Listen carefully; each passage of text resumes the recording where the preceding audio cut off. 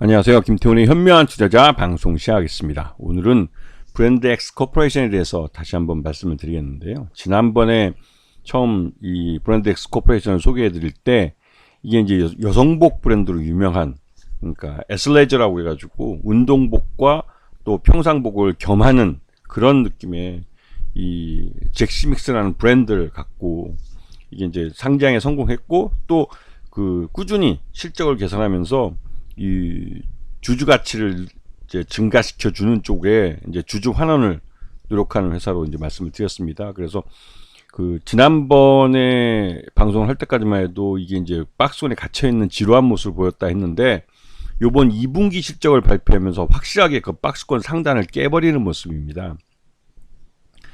그 상반기 실적이 기존의 그 이 잭스미스, 그 브랜드 X 코퍼레이션 회사가 보여줬던 그 실적을 뛰어넘는 실적은 말 그대로 어닝 서프라이즈를 보여준 거죠. 그렇게 하면서 이 브랜드 X 코퍼레이션은 기존의 박스권을 아예 깨버리고 새로운 그 주가의 흐름을 만들어내고 있는 그런 모습입니다. 이게 이제 2분기 실적만 놓고 봐도 기존의 예전의 2분기 실적과 확연하게 다른 그런 수치를 보여주고 있고, 상반기 실적을 놓고 보더라도 확실하게 매출 외형뿐만 아니라 영업이익률도 늘어나는 모습을 보여주고 있습니다.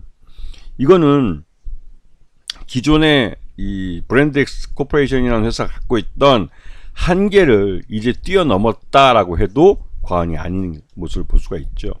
이렇게 된 것은 잭스믹스라는 여성복 위주에서 벗어나서 이제는 골프웨어, 또 맨즈웨어, 이런 남성복 시장에도 뛰어들고, 또 골프웨어로 일반 평상복과 운동복을 같이 할 수 있는 이런 쪽으로 이제 그 사업 부문을 넓혀간 겁니다. 그래서 시장을 다변화한 것이죠. 그리고 국내뿐만 아니라 해외 시장을 적극적으로 개척한 게, 이게 국내 경기 침체 속에서도 해외 시장이 살아나면서 나름대로 실적 개선에 대한 기대감을 갖게 한 것이죠. 이런 부분이 말 그대로 이 브랜드 X 코퍼레이션의 실적을 어닝 서프라이즈로 가져오게 만든 겁니다. 지금 일본과 타이완은 매출 절대 규모는 그렇게 높지는 않지만 꾸준히 성장하고 있는 모습을 보여주고 있고, 그 성장성이 앞으로도 이어질 가능성이 높다는 점에서 이 브랜드 X 코퍼레이션의 성장성에 대한 기대감을 갖게 하는 것이죠. 그리고 중국 시장에서 말 그대로 이제 전국 단위의 그 상권에 진출하면서 이 매출 외형을 키워갈 모습으로 보이는데요. 특히나 이제 이 주요 대도시 중심의 그 도시 여성들을 대상으로 이러한 그 애슬레저 룩을 선보이면서, 이게 말 그대로 이제 그 중국 사람들에게 이 K 그 패션에 대해서 그 나름대로 뭐 좋은 이미지와 인식을 심어주게 되는 것이죠. 이렇게 되면 말 그대로 중국이라는 시장을 그 예전에 화장품들이 그랬던 것처럼 패션으로 하나의 또 제2의 내수 시장으로 만들어 버릴 수도 있는 겁니다. 이 중국이라는 게 그 꾸준히 한국과 일본을 보고 배우면서 여성들도 그렇고 이 패션이나 미용 이런 쪽에서 이제 그 우리나라와 그러니까 우리나라와 일본을 선진국으로 그 중국 여성들이 많이 따라하는데요. 이제 그런 속에 이 그 브랜드 X 코퍼레이션의 이런 그 패션이 이제 먹히게 되는 것이죠. 그래서 중국 시장은 굉장히 성장성이 크고 가능성이 있는 시장으로 여겨지기 때문에 중국 시장에 안착을 하고 제대로 이제 잘 자리 잡으면서 이게 중국 그 내수 시장, 중국을 제2의 내수 시장을 만들 수 있는 그 교두보를 만들었다는 평가를 받고 있는 겁니다.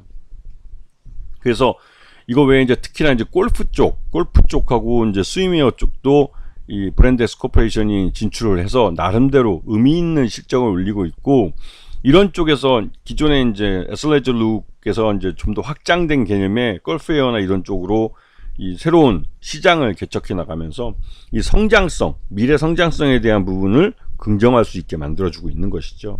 그래서 성장이 계속되는 한 기업 가치도 계속 늘어날 수밖에 없는 겁니다. 자, 여기다가 이 브랜드 X 코퍼레이션은 주주 환원에 대해서도 열심히 하는 회사입니다. 나름대로 이 어려운 여건 속에서 주주 환원을 위해 그 나름대로 최선을 다하고 있고, 이게 배당과 특히 이제 그 배당과 이제 최대주주가 장내 매수를 하고 또 때에 따라서는 자사주 취득과 함께 소각도 하는 그런 모습을 보여주고 있죠. 올해도 이 대표가 2억 2천만 원 정도의 그 자사주를 취득하는 모습을 보여줬고, 또 이 배당도 지금 17억 5천9백만 원 정도, 그 전체 배당 성향은 21% 정도를 한 것이고, 그다음에 시가 배당률로 1%대를 유지하고 있는 모습은 나름대로 이 브랜드엑스 코퍼레이션이라는 게 주주 환원을 위해서 노력하고 있다는 것을 잘 보여주고 있는 그런 사례를 할 수 있습니다. 자, 최대주주가 46.72% 정도를 갖고 있고, 지난해 연말 기준입니다.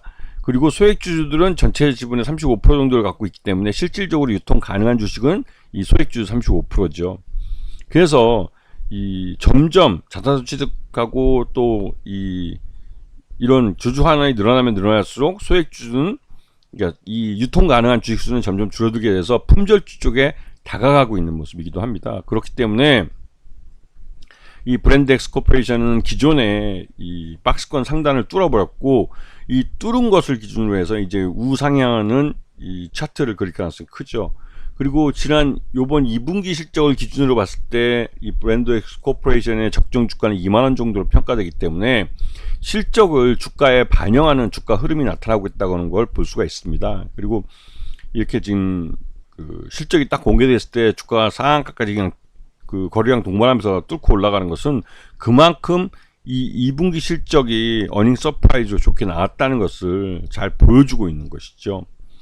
하여튼 예전부터 말씀드렸지만 브랜드엑스 코퍼레이션은 나름대로 이제 성장성에 대한 부분을 긍정할 수 있는 그런 기업이고, 그렇기 때문에 실적을 꼭 확인하면서 그 투자를 하셔야 한다고 여러 번 말씀을 드렸습니다. 그래서 이렇게 실적이 좋은 종목들은 국내 경기 침체인데도 불구하고 해외 시장을 적극적으로 뚫으면서 해외에서의 성장성을 그 가져갈 수 있는 그런 회사가 된다 보니까, 이런 그 내수 경기 침체에도 실적을 낼 수 있는 회사들을 찾으셔야 되는 거죠.